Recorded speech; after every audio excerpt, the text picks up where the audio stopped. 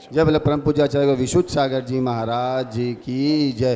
जय बोले परम पूज्य मुनि श्री अरिजीत सागर जी महाराज की जय।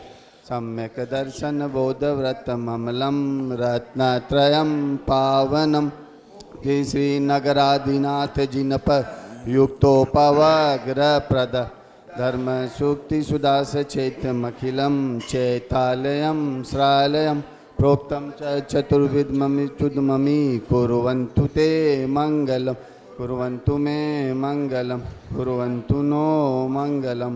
नमोस्तु महाश्री। अब मैं परम पूज्य मुनिश्री से निवेदन करूंगा कि वह अपने मुखार बिन में अपने मधुर वाणी में दिव्य ज्ञान से अपनी जिम देशना द्वारा हमें संबोधन देने की कृपा करें और अपना मंगल आशीष सदैव हम पे बनाए रखे। नमोस्तु महाश्री।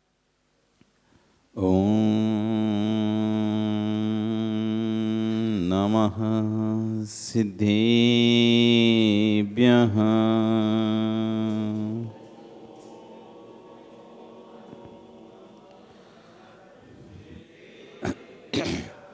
ॐ नमः सिद्धेभ्यः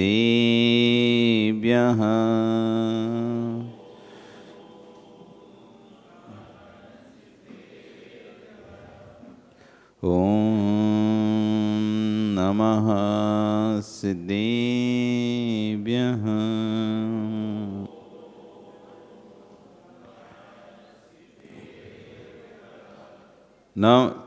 नमियूढभट्टमाणं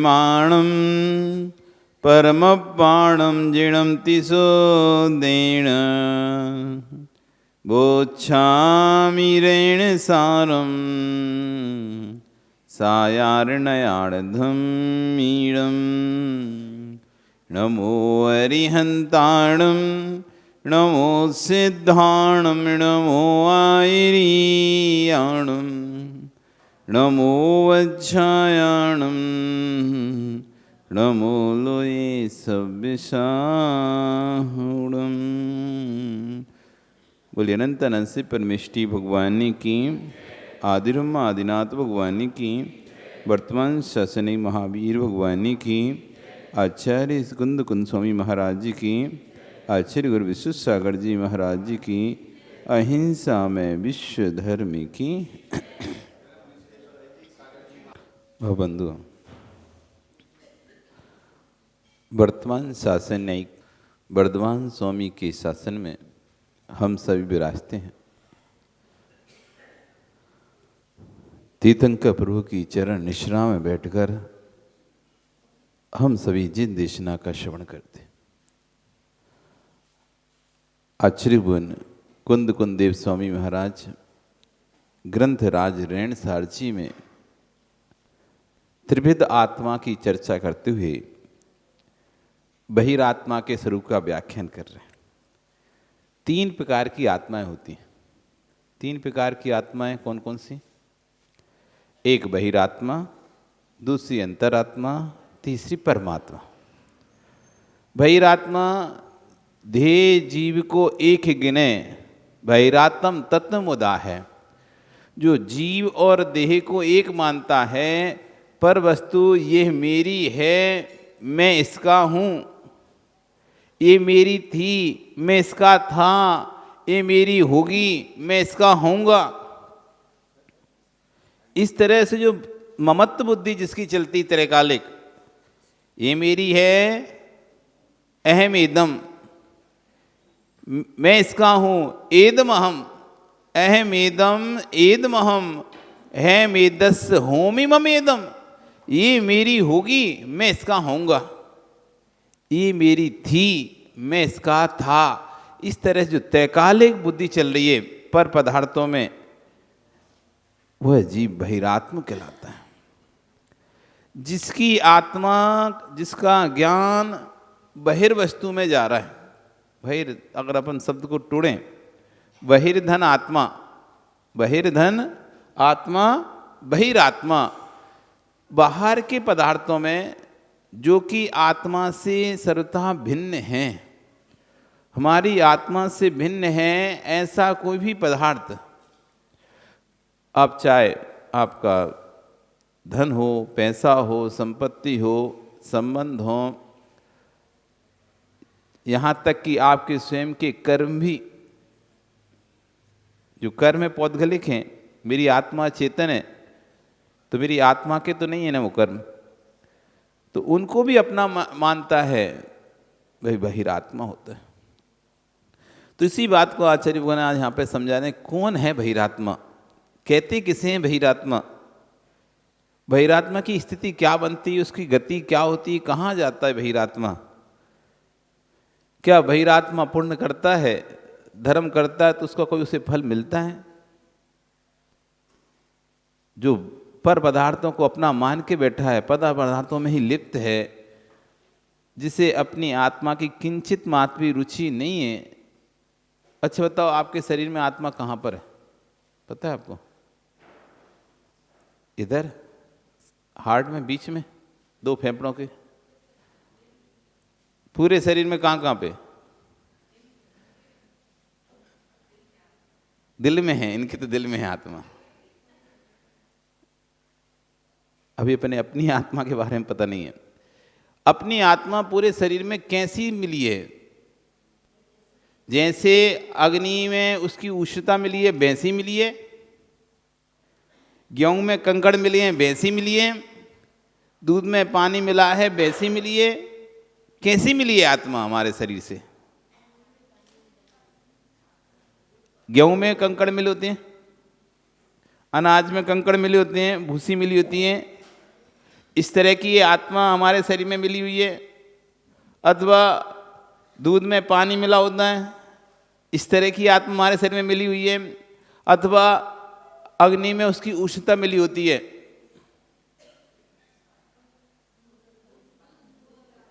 क्यों दूध में पानी जैसी, क्यों अग्नि में उष्णता जैसी क्यों नहीं? तो अग्नि की उष्णता भी तो एक में की है ना, है? हाँ, बहुत अच्छे। दूध से पानी अलग किया जाता है, लेकिन अग्नि से उष्णता अलग नहीं की जा सकती। बस यही अंतर है बहिरात्मा और अंतरात्मा का। जो बहिरात्मा होता है वो शरीर का और आत्मा का ऐसा संबंध समझता है जैसे अग्नि और उष्णता का संबंध। वो इसके छिदने पर, इसके भिदने पर, इसके कष्ट होने पर, शरीर के कष्ट होने पर आत्मा को कष्ट मानता है, शरीर के नष्ट होने पर आत्मा को नष्ट मानता है। क्यों? वो समझता है कि जैसे उष्णता नष्ट हो जाएगी तो अग्नि नष्ट हो जाएगी, अग्नि नष्ट हो जाएगी तो उष्णता नष्ट हो जाएगी, ऐसे शरीर नष्ट हुआ तो आत्मा नष्ट हो जाएगी। लेकिन वो ये समझता नहीं है, इस शरीर आत्मा का अग्नि और उष्णता जैसा संबंध नहीं है कि एक होगा तो दूसरा होगा, एक नहीं होगा तो दूसरा नहीं होगा, ऐसा संबंध नहीं है। ये मिले हुए तो हैं। जैसे दूध में पानी मिल गया तो दूध में पानी मिला हुआ तो है, लेकिन पानी भिन्न ही है, दूध भिन्न ही है।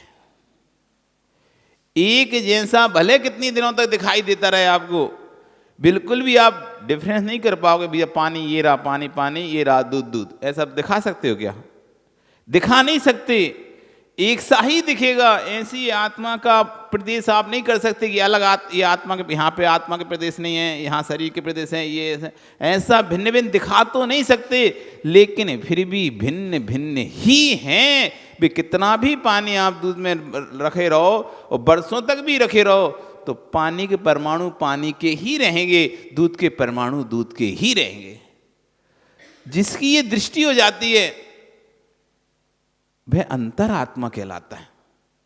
जिसने देख लिया कर्मों से भले मैं बंधा हुआ हूं, लेकिन मैं कर्म नहीं हूं, मैं कर्मों से बंधा हुआ हूं पर मैं कर्म नहीं हूं, कर्मों में मिला होने पर भी मैं तो जो हूं सो हूं। कपड़ा गंदा होता है ना अपना, कपड़ा गंदा होता है, कपड़ा गंदा होता है, लेकिन कभी एडवर्टाइज नहीं देखा कि तुमने? एडवर्टाइजमेंट नहीं देखा? सर्फ एक्सल, ऐसे दाग वैसे दाग, कैसे भी दाग हो, देखा क्या तुमने? हैं? निकल जाते हैं। उसमें कैसे दिखाते हैं? एक कपड़ा ऐसा जूम से दिखाते हैं, ताने ताने ताने ताने दिखाते हैं, और उसमें दिखाते हैं कि दाग के कण लगे हुए हैं, दाग के कण लगे हुए हैं। जैसे ही सर्फ डाला तो कपड़ा तो सफेद था, वो दाग के कण निकले, वापस वैसा का वैसा। दिखाए ना, 3D करके दिखाते हैं, जिसमें स्पष्ट दिखता है कि कपड़ा तो वैसे ही है, ये धूल या मिट्टी अलग से लगी है। लेकिन जब सामान से देखोगे तो क्या दिखेगा? गंदा कपड़ा, मैला कपड़ा। तो यही स्थिति हमारी है। हम कपड़े को गंदा कहते चले आ रहे हैं और कपड़े को गंदा मानते चले आ रहे हैं, लेकिन कभी ये दृष्टि बनाई नहीं है, कपड़ा तो मैल के पीछे जो कपड़ा है वो तो आज भी स्वच्छ ही है। कपड़ा तो गंदा होता ही नहीं है, गंदा तो मैल ही होता है, मैल ही धोया जाता है। मैल हट जाए तो कपड़ा जैसा था वैसा निकल आएगा। जैसे किसी चीज के ऊपर कोई चीज चिपका देना अपन, तो जो चिपकाई है वो चीज और उसके अंदर दोनों देखोगे तो जो चीज थी वो तो वैसी है, जो चिपका है वो यदि हट जाएगा तो जो पहले थी वैसी अभी है। ऐसी मेरी आत्मा तो शुद्ध ही है, लेकिन कर्मों का मैल लग चुका है और उस मैल को मैं अपना मान बैठा हूं, इसलिए मैं बहिरात्मा। मैं यही मान बैठा हूं कपड़ा तो गंदा ही है, मैं ये देख ही नहीं पा रहा मैल गंदा है। हम ये देख नहीं पा रहे। बहिरात्मा क्या होता है? कपड़ा ही गंदा है, कपड़ा ही गंदा है, कपड़ा ही गंदा है, ऐसा बोलता है। यदि कपड़ा गंदा नहीं है तो पहनो पहनो कपड़ा। अरे कपड़ा गंदा ही है तो फिर साफ होगा कैसे? जैसे कोई कपड़ा पीला ही है तो फिर तो अब तुम कितना ही धो लो सफेद तो नहीं निकलेगा ना। पीला ही है तो पीला ही रहेगा, लाल है तो लाल ही रहेगा, काला है तो काला ही रहेगा। कितना भी धोगे तो काले से वो तो दूसरा नहीं हो जाएगा ना, कलर बदल के उसका तो जो जैसा है तो वो वैसे ही रहेगा। ऐसे यदि कपड़ा गंदा ही है तो धोने से साफ नहीं हो सकता। हो सकता है क्या? जैसे हमने कहा कपड़ा पीला है, इसको सफेद करो, तो धोने से क्या पीला सफेद हो जाएगा क्या? वो तो पीला ही है तो है। अब जो चीज जैसी फिर वो तो हमेशा वैसी रही, कितना भी पुरुषार्थ करो नहीं हो रही। ऐसी यदि गंदा ही होता, गंदा ही है, तो आप धोकर उसे साफ नहीं कर सकते। आप पुरुषार्थ तभी करते हो, आप मेहनत तभी करते हो जब आपको पता होता है ये साफ है लेकिन गंदगी लग गई है। मेहनत कब कर रहे हो अमित? पुरुषार्थ कब कर रहे हो? जब तुम्हारे ज्ञान में ये बात बिल्कुल स्पष्ट तरीके से बैठ चुकी है, ये तुम्हारे अंदर ये बात ज्ञान में अच्छी तरह से आ चुकी है कि कपड़ा गंदा नहीं है। हम जब खरीदे तब साफ था, ये अभी गंदा हुआ है। इसका मतलब कि कपड़ा गंदा नहीं है, ये मैल लगा हुआ है। तुम इस मैल को हटाओ, पक्का साफ निकलेगा। जब तुम्हारे दिमाग में बात बैठ जाती है, इसलिए तुम रोज कपड़ा धो के पहनते हो। नहीं तो गंदा हो गया फेंक दो, अब तो धुल ही नहीं सकता, गंदा हो गया ना वो तो फिर अगले दिन उपयोग हो नहीं सकता उसका। तो यही दृष्टि बस, क्योंकि आत्मा अलग नहीं होती है कि बहिरात्मा नाम का कोई व्यक्ति अलग आता हो, अंतरात्मा नाम का व्यक्ति अलग होते हों और परमात्मा नाम के व्यक्ति अलग होते नहीं। एक ही आत्मा की जब दृष्टियां बदलती हैं, एक ही व्यक्ति की जब दृष्टि बदलती हैं तो संज्ञा बदल जाती है। दृष्टि बदलती है तो संज्ञा बदल जाती है। कुलभूषण देशभूषण, कुलभूषण देशभूषण दो महान युवराज। कुलभूषण देशभूषण दो युवक घर में छोटी सी अवस्था में ही गुरुकुल में चले गए थे। पहले गुरुकुल की परंपरा थी, राजा लोग अपने बच्चों को कहाँ भेज देते थे? ठीक, गुरुकुल में भेजते थे।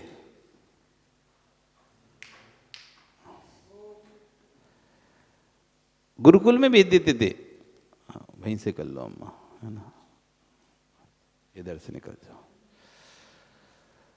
गुरुकुल में भेजते थे। गुरुकुल में तो गुरुकुल में क्यों? पढ़ाई के लिए। और वहां पर व्यवस्था ऐसी रहती थी, घर से संबंध तोड़ देते थे। जितने भी दिन गुरुकुल में रहेंगे ब्रह्मचर्य व्रत के साथ रहते थे वहाँ पर, और कोई भी परिवार से संबंध नहीं रखते थे। जैसे परिवार की कोई भी चर्चा, चिंता, टेंशन बच्चों को ना हो। आज भी आप भी अपने बच्चों को जब भेजते हैं गुरुकुल तो घर की कोई बात नहीं बताते क्या हो रहा है, क्योंकि बताएंगे तो बच्चे का ध्यान इधर आ जाएगा। तो ऐसे ही पहले पूरी तरह से गुरुकुल में भेज देते थे और परिवार से, घर से कोई संबंध नहीं रहता था। घर में कौन ने जन्म लिया, कौन मरा, कुछ भी उनको पता नहीं रहता था। तो छोटी उम्र में ही गुरुकुल में भेज दिया दोनों भाइयों को। दोनों भाई गुरुकुल में खूब अध्ययन किए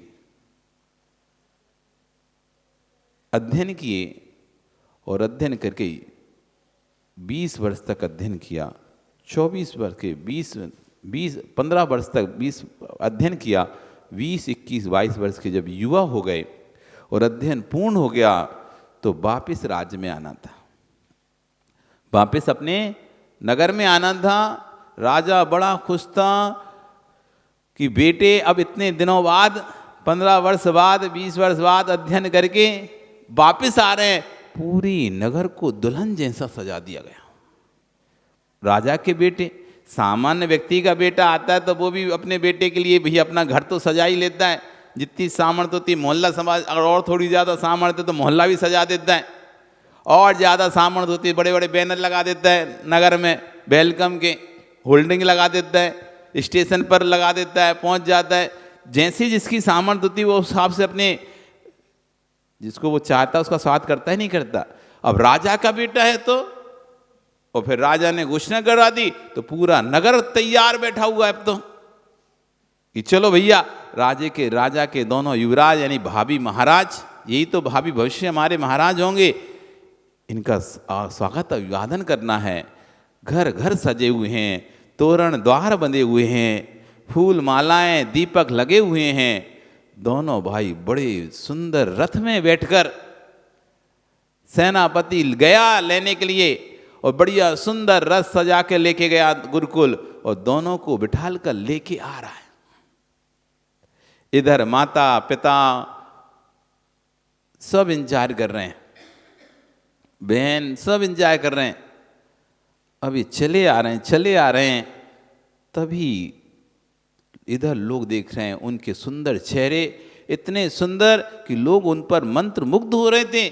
सब लोग के कितने देखो बड़े हो गए, नगर से निकल रहे हैं ना तो सब बातें कर कितने बड़े हो गए, कितने अच्छे लग रहे हैं, कितने हष्ट पुष्ट हैं, इस तरह से चर्चाएं करते हो रहे थे। वो भी हाँ ये महल, ये अट्टालिका, ये सज्जा, मतलब सब दिखते आए कहाँ कहाँ कैसे कैसे सजाया है, पूरा नगर कैसे सजाया, ऐसे चले आ रहे थे। तभी उनकी दृष्टि महल के एक झरोके पर पड़ी। तभी उनकी दृष्टि महल के एक झरोके पर पड़ी जहां पर एक कन्या बैठी हुई थी। जहां एक कन्या बैठी हुई थी वो देखकर इनको मुस्कुरा रही थी। उसको देखते ही दोनों भाइयों के अंदर भाव आए, इससे शादी हम करेंगे। ये कन्या, इससे शादी हम करेंगे। दोनों ही अंदर अंदर सोच लिए इससे शादी हम करेंगे। तभी एक भाई दूसरे, इतना बहुत प्रेम था दोनों भाइयों में। एक भाई, बड़ा भाई छोटे भाई से कहता है, छोटा भाई कहता है भैया भैया देखिए वो कन्या, उससे मैं शादी करूंगा। बड़ा भाई कहता है नहीं, मैं बड़ा हूं, मैं शादी करूंगा उससे। छोटा कहता है नहीं, मैंने पहले देखा, मैं शादी करूंगा। बड़ा कहता है नहीं, मैं बड़ा हूं, मैं पहले शादी करूंगा। अब वे दोनों में बहस चालू हो गई, और बहस इतनी बढ़ गई कि दोनों की तलवार खिंच गई। लोग देखकर हक्क बक्के, हो क्या गया ये अचानक दोनों के बीच में? इतने प्रेम से आ रहे थे अचानक, और ये बीच में हुआ क्या? ये लड़ने क्यों लगे दोनों आपस में? इधर माता पिता भी झरोके से देख रहे हैं। तभी तुरंत मंत्री को भेजा जाता है, जाओ क्या हुआ? इधर मंत्री पहुंचता है, उनसे कहता है भी तुम लड़ क्यों रहे हो, लड़ क्यों रहे हो? तुम्हारे तो स्वागत में पूरा नगर सजाया गया है, सब लोग पलक पावड़े बिछाकर बैठे हुए हैं, माता पिता इंतजार कर रहे हैं, तुम लड़ क्यों रहे हो यहां पर? तो बोलते हैं मंत्री महोदय, कन्या से शादी तो हम पहले करेंगे। छोटा कहता है, बड़ा कहता है नहीं, हम बड़े हैं, शादी तो हम ही करेंगे। मंत्री सोचता है कौन सी कन्या से करोगे तुम शादी? अरे किस कन्या से शादी करना है तुमको भाई? ऐसी कौन सी कन्या जिसके लिए आप दोनों लड़ रहे हो? मंत्री महोदय, वो देखिए सामने झरोखे में बैठी वो कन्या ना, उससे शादी हम करेंगे। मंत्री देखता है, ओह, अरे भाई तुम किसके लिए लड़ रहे हो? ये तो तुम्हारी बहन है। तुम जब गुरुकुल में चले गए थे तब इसका जन्म हुआ था। ओ जैसी उन्होंने सुना ये तो हमारी बहन है, और उनके हाथों से तलवार छूट गई, दृष्टि नीची हो गई। हाथों से तलवार छूट गई, दृष्टि नीची हो गई। अब हम नजर कैसे मिलाएंगे? हम उससे नजर कैसे मिलाएंगे? माता पिता से नजर कैसे मिलाएंगे? अब हम महल में नहीं जा सकते। सारथी रथ को मोड़ो, सारथी रथ को मोड़ो। अब हम महल में नहीं जाएंगे, अब तो हम जैनेश्वरी दीक्षा को ग्रहण करेंगे। धिक्कार इन परिणामों को, धिक्कार इन भावों को, जिसने बहन के ऊपर भी बुरी दृष्टि डाली। अब तो नगर नहीं जाएंगे। दोनों रथ मुड़वा दिया। माता पिता इधर देख रहे हैं क्या हो गया, ये तो अभी लड़ रहे थे, अब रथ ही मोड़ गया। दौड़े दौड़े भागे भागे आ रहे, क्या हुआ बेटा, क्या हुआ बेटा? लेकिन बेटे तो अब उनको तो अंतरंग में बैराग आ गया, दृष्टि बदल गई, भाव बदल गए। जो भाव राग के हो रहे थे, जो भाव उसको देखकर राग के हो रहे थे, अब वही भाव उसे देखकर बैराग के हो गए। दृष्टि बदल गई। दोनों चले गए और दोनों ने जैनेश्वरी दीक्षा धारण कर ली। दृष्टि बदलती है, दृष्टि बदलती है। आप देखो वस्तु बदल जाती है। जैसी दृष्टि बदली, अंतरंग का पूरा भाव बदल गया। कुलभूषण देशभूषण नाम, तिनके चरणनि करुण प्रणाम। ऐसे कुलभूषण देशभूषण, ऐसी अनेक कथाएं हैं, इतनी आनंददायक कथाएं हैं। एक विजय सुंदर की कथा है। अपने ससुराल गया था वो, मतलब अपने घर में ही था।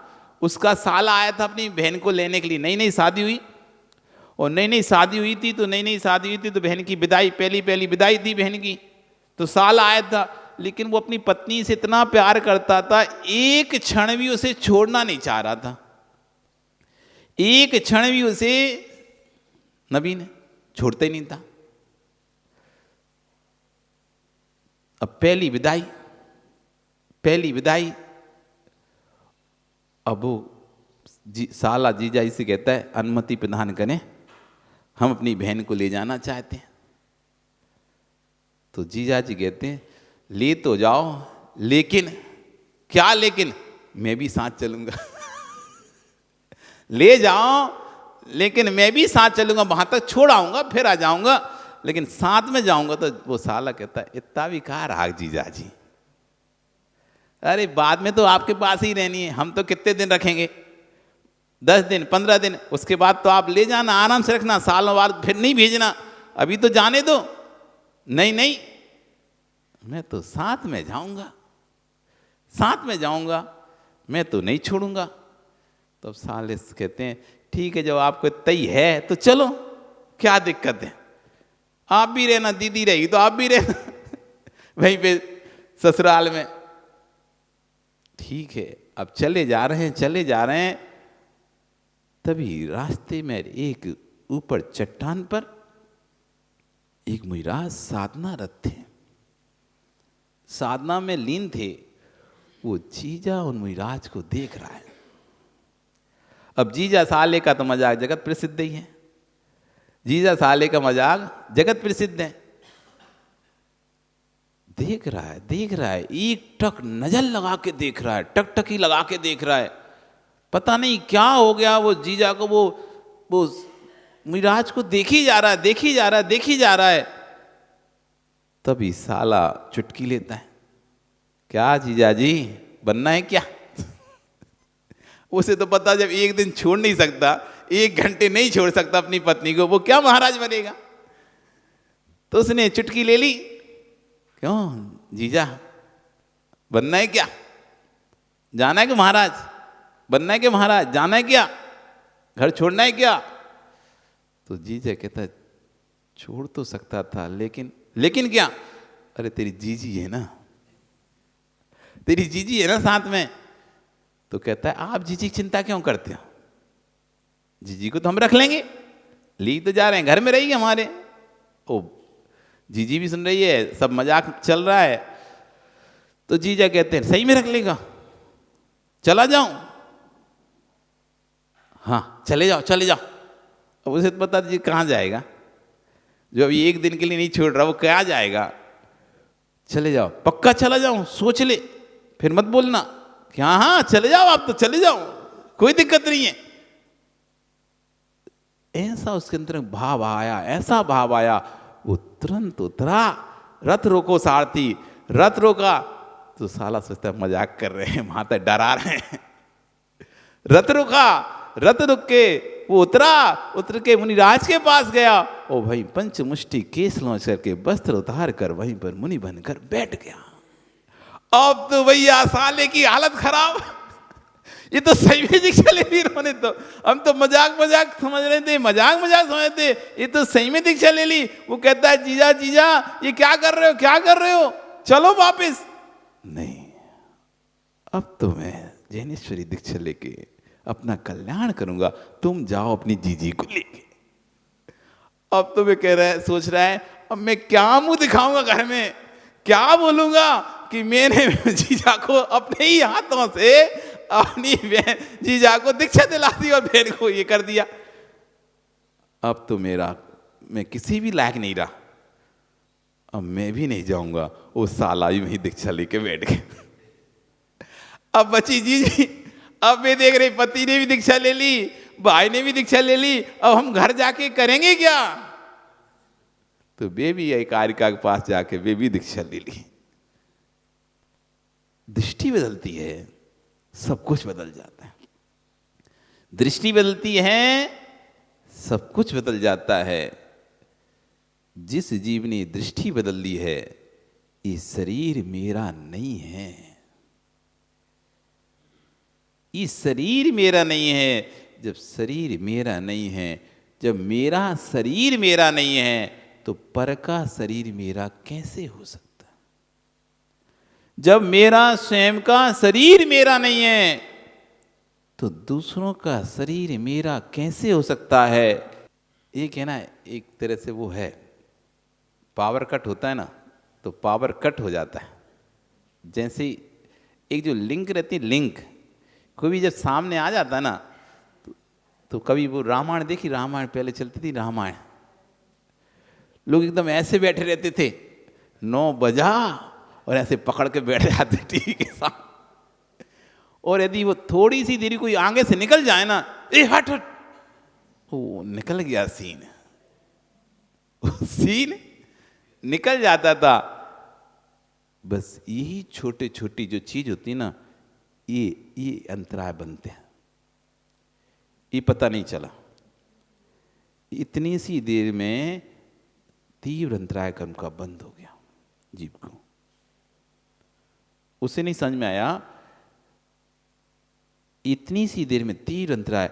अब ये कभी जब उदय में आएगा, और उस समय यदि कोई अवधि ज्ञानी मुनिराज होंगे, जब इसके उदय में आएगा जीव के, वो पूछेगा ये मुझे अंतराय कर्म क्यों बन रहा है, तब वो बताएंगे तुम 20 सभा में से निकल गए थे, इतने सारे लोगों का जो ध्यान था वो हट चुका था।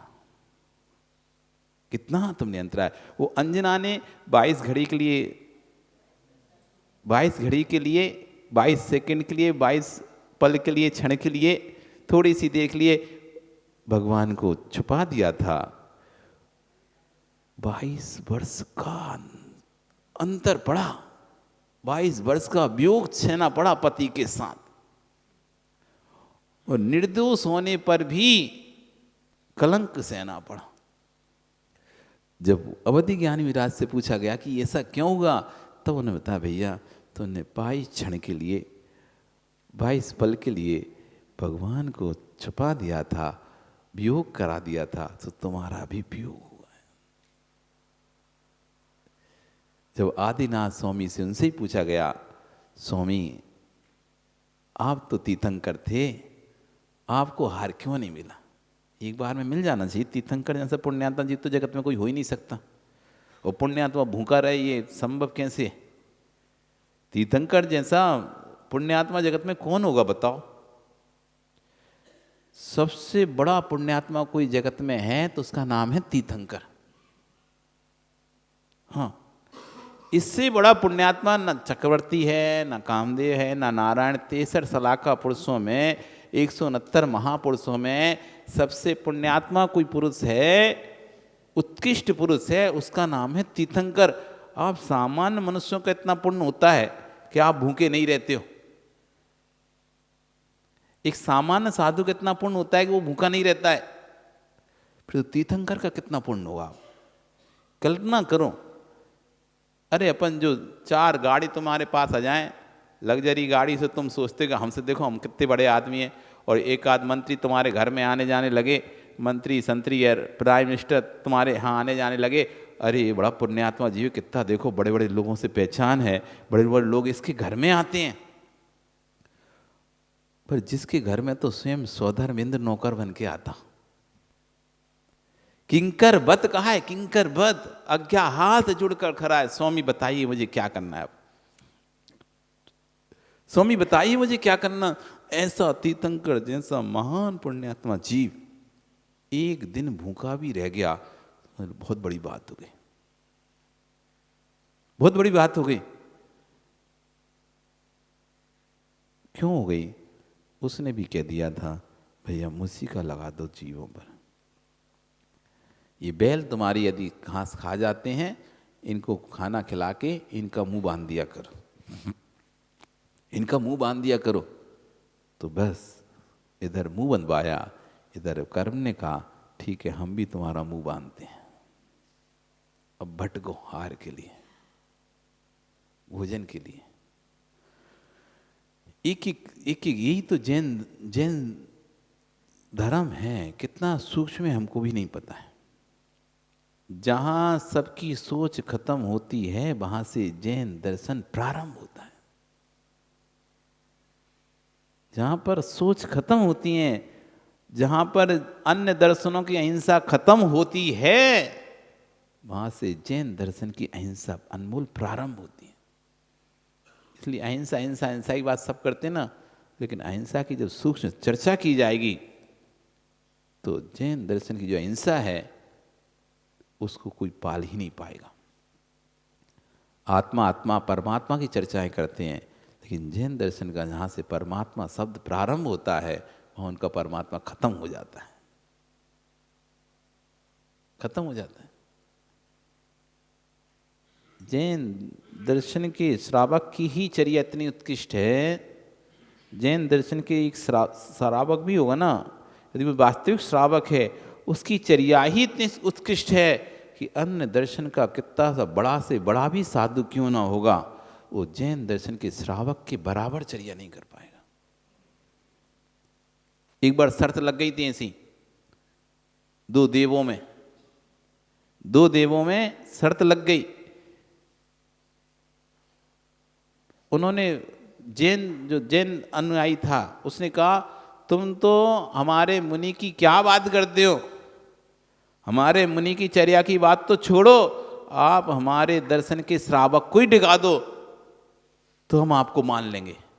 हम आपके दर्शन के मुनि को, संत को डिगा सकते हैं, आप हमारे दर्शन के श्रावक को ही डिगा दो, श्रावक को ही डिगा दो, तो हम आपको स्वीकार कर लेंगे। तो एक श्रावक जो कि अष्टमी चतुर्दशी को शमशान में वो करता था, सामयिक करता था, वो देव ने बहुत प्रयास किया लेकिन उस श्रावक को भी नहीं डिगा पाया। तो जैन दर्शन के श्रावक ही चरित्र इतनी उत्कृष्ट है कि अन्य दर्शनों के बड़े से बड़े साधु वो भी उसकी कल्पना, उसकी बराबरी नहीं कर पाएंगे, उसकी बराबरी नहीं कर सकते, इतनी उत्कृष्ट है। फिर साधु की तो और ही महान है। चाहे कितना भी साधु मिल जाए और कितना भी बड़ा सर्वधर्म सम्मेलन हो जाए, तब भी कितने भी बड़े बड़े साधु, तब भी उनकी दृष्टि में भी जैन साधु ही उत्कृष्ट है।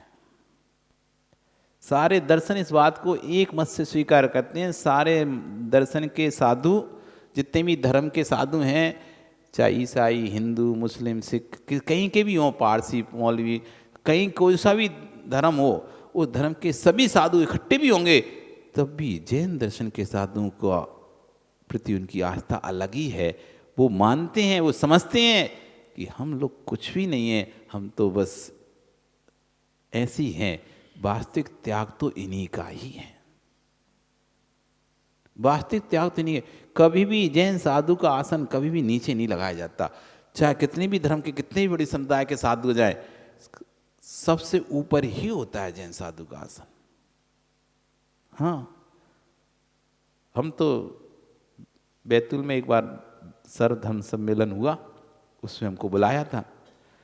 हम तो छोटे, मतलब एक छोटे, हमसे बड़े बड़े बुजुर्ग, ऐसे मोटे खाटे अंटे अट्टे ऐसे, और बिल्कुल मालाएं गटाएं ऐसे टांगे, वो अलग दिखते हैं ना, ऐसे बड़े बड़े से 60 साल के, 65 70 साल के ऐसे बड़े से साधु, और 10 चेले साथ में ऐसे मुष्टंडे टाइप के, सब आए थे उसमें। तब भी हम उनमें सबसे छोटे थे, हम उसमें उन सब साधु में हम सबसे छोटे थे, तब भी हमारा आसन सबसे ऊंचा था उन सब में। तब भी किसी ने ये नहीं कहा कि हम बड़े साधु हैं, नीचे नहीं बैठेंगे।